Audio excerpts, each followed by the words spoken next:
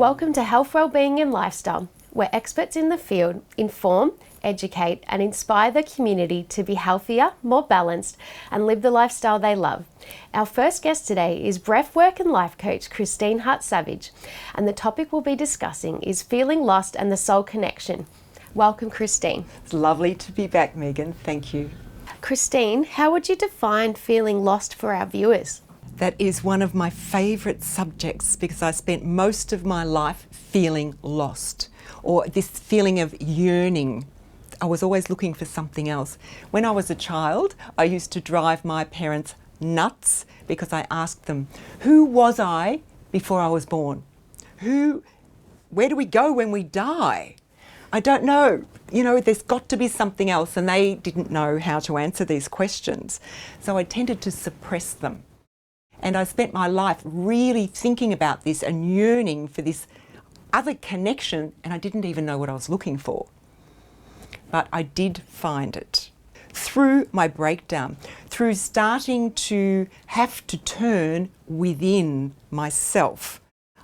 But one of my earlier experiences, a girlfriend of mine asked me to a particular meditation group when I was about 24, and I'd never been. And we had our little children in a creche there, and we went in to this particular place, and I was a bit confronted by it because there were some people there in like orange gowns and shaved heads, and I thought, what is going on here? And I was really quite daunted by it because I didn't understand that world. So we went in and we were sitting on a wooden floor, and there was this particular young woman taking the class, and she was leading us through this, what I called a relaxation. I laid down, and as soon as I laid down and I was listening to her voice, I started to relax, and suddenly there was a big tunnel, and I was moving through this tunnel, and I felt like I was moving very, very fast, but there was no resistance or anything like wind or anything like that, but moving fast. And when I looked up, there was this blazing light at the top, and I became frightened. So I thought, oh, what happens when I go through the end of that tunnel? Will I die? And as soon as I had that thought, bang, it disappeared. And as soon as I relaxed again, it appeared again, and I was travelling through this tunnel. Now, I didn't tell anybody about this experience because I thought it was very weird. So the next week we went back, and the following week we were going through these same type of exercise she was leading us through, and we were sitting cross-legged on the floor, and suddenly, this is going to sound weird, but it's the truth. I had this little, like an umbilical cord coming out of my own belly button with a tiny little embryo floating in the air. And I thought, oh my goodness, I opened my eyes, it was there. I closed my eyes and it was there. And it just stayed with me the whole time. And when we finished the session, we were speaking to, they were swamis, I found out later. We were speaking to the swamis, and I told them about my two experiences. And they said, that's not fair. We've been meditating for years and we haven't had those experiences. I didn't ever go back because I was frightened of what I experienced at that time. So going forward, when I went through my really dark night of the soul, my challenging time in my relationship, I had difficulties with my children, and my marriage broke up, and I had that breakdown. I had a breakdown. I went back into learning meditation and discovering and uncovering that part of myself. And lo and behold, back came this, what I now know is the tube of light that comes down around you, which forms this incredible tunnel that is part of us. It's a tunnel of light, and we're all connected to this. But I had a lot of experiences that happened that I did not understand, Megan. And I'm sure there's our viewers out there that are having experiences off and on that they don't understand either, or they may be yearning for that connection. So the emptiness I was feeling suddenly started to fill. and became a feeling of connection, a feeling of belonging that I had never felt before I went through these experiences. So the yearning started to disappear, the emptiness started to disappear. And I think that spiritual connection, that soul connection as I call it, fills that emptiness inside. And what I've realised is that we are a part of something much greater and much more magnificent than we realise. I started to realise, there's so much more to us than we know. And this has been a continuous journey over the last 35 years of me really unfolding these deeper layers, because we're eternal. There's these eternal layers of wisdom and knowledge that is inside us. And it keeps opening and opening and opening to this wonderful, wonderful knowledge, this incredible wisdom once it is integrated into our body.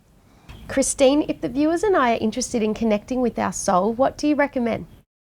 Well, definitely to start meditating daily, because in that harmony and peace that you eventually get to, at first you won't experience that. You'll experience a busy mind, but we have to stick with it. Eventually you'll have pockets of sinking into yourself and experiencing a lovely calm and peace and harmony. When we're in that, this energy starts to flow through us. So that when we do enough of that, we start to develop in a different way. We expand, our consciousness expands, our wisdom expands. The other thing I'd like to touch on here, if I may, Megan, is that I had this wake-up call also that I wasn't necessarily fixed. We're not fixed. That I had the ability and the intelligence we're all given to look at who I'm choosing to be in life. I didn't have to be how I was. I could choose it. I could choose my thoughts. I could choose the way I wanted to feel, and I could choose my actions and my delivery in life and lead my life rather than being just blown around by life itself, because every day we could do that and just react and start looking within, because everything we need is inside us. Christine, that's such fantastic information.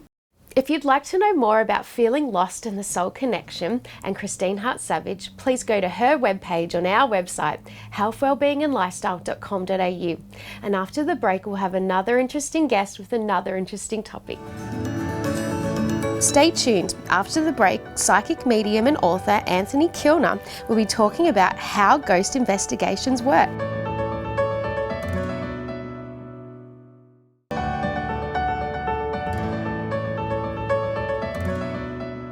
Welcome back. Our next guest, Anthony Kilner, is a psychic medium and author, and the topic we'll be discussing today is how do ghost investigations work? Welcome, Anthony. Thanks, Megan. Lovely to be here again.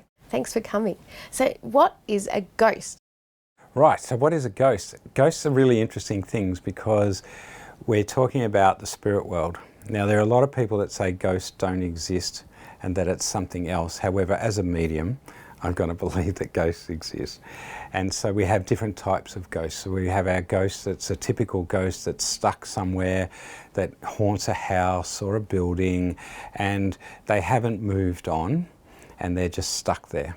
And an etheric being, as I would refer to them as, is a being that when you talk to them, they will interact with you. Whereas as we move up the scale of ghostliness, you can connect telepathically with a spirit and talk to them that way. But most of our hauntings and most of the stuff really involves what we call etheric beings, or beings that are just stuck here. Now, when we go up the levels, we meet other spirit beings, and they're not necessarily what we call ghosts, because ghosts are all about haunting and causing trouble and moving things. But our spirit people can move things too.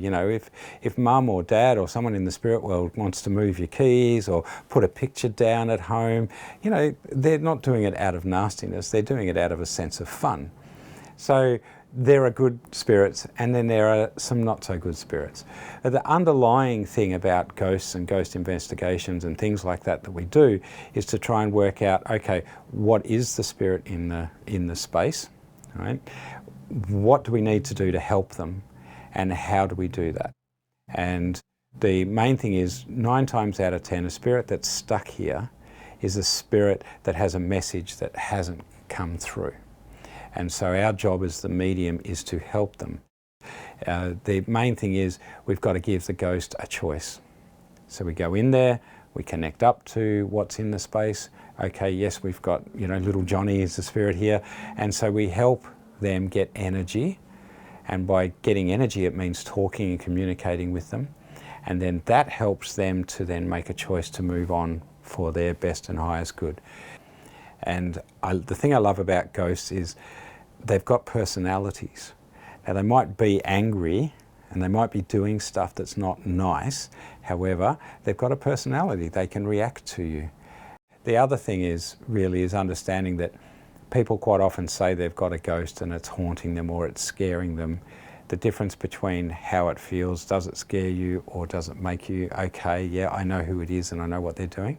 If that's the case, you don't need to do anything. It's when things start to get a bit nastier than that you've got to maybe get somebody in to help you to understand what's going on in that space. So that sort of leads us into the next question. What is a ghost investigation? Let's be skeptical and say, if there's a ghost here, what is it? And then disprove everything else around it. So if you're hearing a door knocking or something like that, go around, see if there's an open window, see if there's wind coming in that's going to make that door rattle. All right, so you disprove everything else around, and a good investigation team is going to come in and they're going to do that. They're going to look at everything, they're not going to jump at shadows, they're going to use meters, they're going to use whatever they've got to work out what is in the space. So in my world, an investigation is you go in, be open to what you receive, test out the theory, look at what's happening, and then when all the boxes are ticked, you can say, right, well, this is the spirit I've got, this is what they look like, this is what they're telling me. You connect up and you talk to them, just like you would any other spirit. And from that information, then you go away and check that it's accurate. Anthony, do you have a good story to share? I do. I have a lot of stories because I've been doing it for quite a while.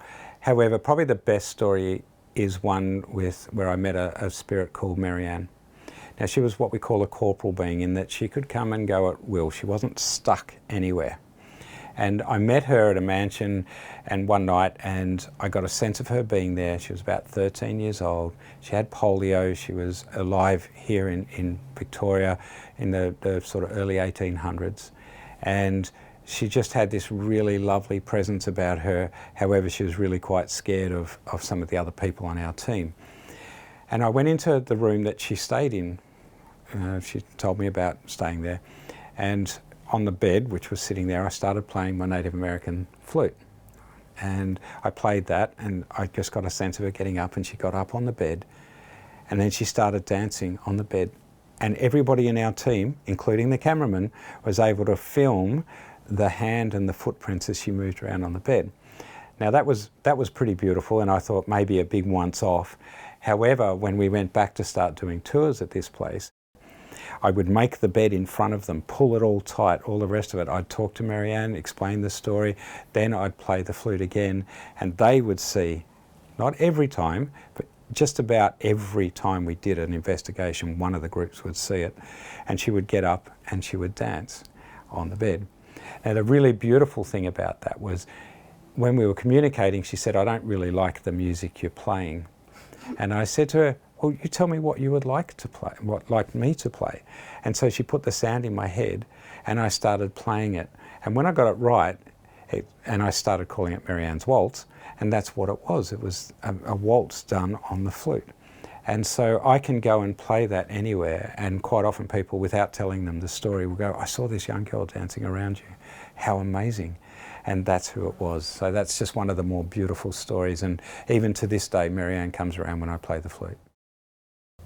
What would you recommend our audience do if they have a feeling that something's not quite right in their house? If it is a ghost, then you'd get a medium in or someone in to be able to sit down and try and connect with that spirit. And again, the objective is to help them to move on. The main thing really that I say to people is keep a diary, a record of the occurrences. And that's really important for a whole lot of reasons.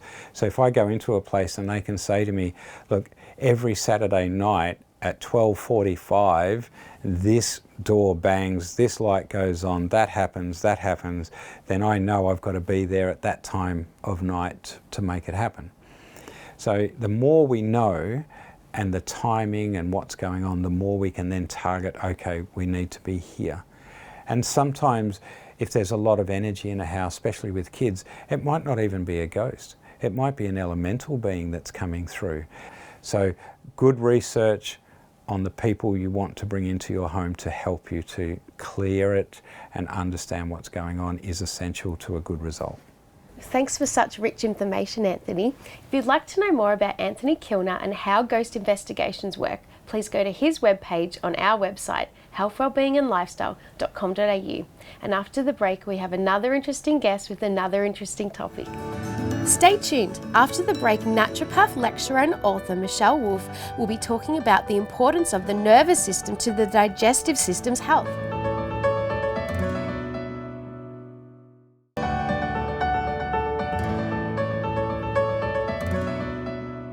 Welcome back. Our next guest is Michèle Wolff, and she's a naturopath, author and lecturer. And the topic we'll be discussing today is the importance of the nervous system and the digestive system's health. Welcome, Michèle. Thank you, Megan. Michèle, what's the difference between the two? Well, the mind and the nervous system have a big connection. So I'm sure you've experienced the feeling of butterflies when you've been frightened about something. But scientifically, they've now found that not only do we have a brain-gut connection, but also that the gut has its own brain or own nervous system, so to speak. So for an example, it produces serotonin, which is a chemical produced in the brain that helps the nervous system and helps calm the brain. So our lifestyles can have a profound effect on the nervous system, and that has an interaction with the gut. Emotions, they can actually affect the microbiome. So in microbiome tests, which are stool tests, they test over 700 different species now, and there can be an impact on that microbiome through your diet, but there can also be an impact on how you think. So if you're stressed or have an overburden of more negative thoughts, that has an impact on the negative aspects of the microbiome. And also that kind of stress has an impact on your upper digestion, so you won't produce as much pancreatic enzymes from your pancreas or as much hydrochloric acid from your stomach, and the liver's implicated in that as well. So if you're frightened or holding on, it can kind of shrink those digestive chemicals, and it can also have an effect on constipation if you're holding on. Whereas completely different to that, you can have diarrhea if you're very anxious about something, and that can follow the butterfly feeling in the gut. And in your diet, a lot of people have coffee, but if you have a delicate nervous system, when you have a coffee, it will likely make you more anxious, and it will either give you diarrhea or pain in the guts or inflame the gut. The other thing that coffee does is it's a diuretic, which means it makes you pee more, and then that has an effect at moving out magnesium, potassium and calcium, and those are major minerals for your nervous system. So you'll likely become more anxious or more stressed from those coming out. There are also lots of other foods that have an effect on the nervous system and then on the digestion. So any kind of junk food or sugar will make the body more anxious and more depleted, and then have an effect on wiping out your good flora and fauna in the gut, and having a negative effect on that. But if you have whole food, so for example whole grains, legumes, good proteins, lots and lots of plant foods, then you'll get the nutrients for your nervous system. So the main ones being the magnesium, the calcium, the potassium. B vitamins are very important as well. And then the gut will have less effect. Also, if you have long-term worry or you have a very responsible position and you've got things going over and over in your mind a lot, you can develop inflammatory bowel disease. You can also develop inflammatory bowel disease from the wrong food. Oh, fantastic. Is there any special foods or herbs that can assist with this? Most people will have heard of chamomile. This is both a relaxant to the gut, and it also has a slight bitter taste, and that anything that's slightly bitter helps you produce more good digestive enzymes and good digestive juices, and it helps you produce more bile, which is necessary for the digestion as well. So ginger's a really good digestive, cardamom, fennel and peppermint. Those are really excellent also for building up the strength of your digestion and to have after food to help you digest that food more easily. So they might stop bloating and wind and make the whole passage of digestion easier. And you can use these spices generally in your food as well. So the more you use digestive spices, cumin is another one, the stronger your digestion will become. That's great. Do you have any extra tips for our viewers on how to improve their digestive health? Yeah, sure. So firstly, sit down to eat. I think a lot of us eat on the run, eat in the car, eat standing up. So sit down, chew your food really well, and practice one meal a day where you're actually chewing until the food is a liquid in your mouth, because you've got a lot in your saliva in your mouth that starts the digestion of food. Make sure you're generally well hydrated. Make sure that you don't lie down after eating. This weakens the digestion. So you're best to go for a walk for at least 10 minutes after a meal. Avoid eating late at night. So your digestion is strongest when the sun's highest in the sky. So that's normally between 12 and 2. The other thing is to only eat when you're hungry. So if you're eating and you're not hungry, it means you're still digesting the meal from before. That could be the night before. At the same time, don't let yourself get starving. You know, that can be detrimental to the body as well. We need to be nourished as well as have times of fasting. Just a healthy general plate of food would be half a plate of plant food with lots of green leafy vegetables in there. They stimulate the liver to produce more bile and help digestion. A quarter of a plate of carbohydrates, so within that would be starchy vegetables like sweet potato and pumpkin, or whole grains like brown rice, quinoa, buckwheat. And then about quarter of a plate of protein, whether that's animal protein, vegetarian protein or vegan protein. And within that about 20% of good healthy fats. They are very important for your nervous system. And fluid is best to have warm for your gut, so that absorbs more. And you need to have enough for your height and weight. So if you times your weight by 33, so say if you're 60 kilograms and you times that by 33, you'll get the amount of mils, so it might be 2,000 mils, which is 2 litres, that you should have a day. And it's important to drink systematically. Thanks for such valuable information, Michèle. If you'd like to know more about the importance of the nervous system and the digestive system's health and Michèle Wolff, please go to her webpage on our website, healthwellbeingandlifestyle.com.au. That's all for us from today. Bye-bye until next time.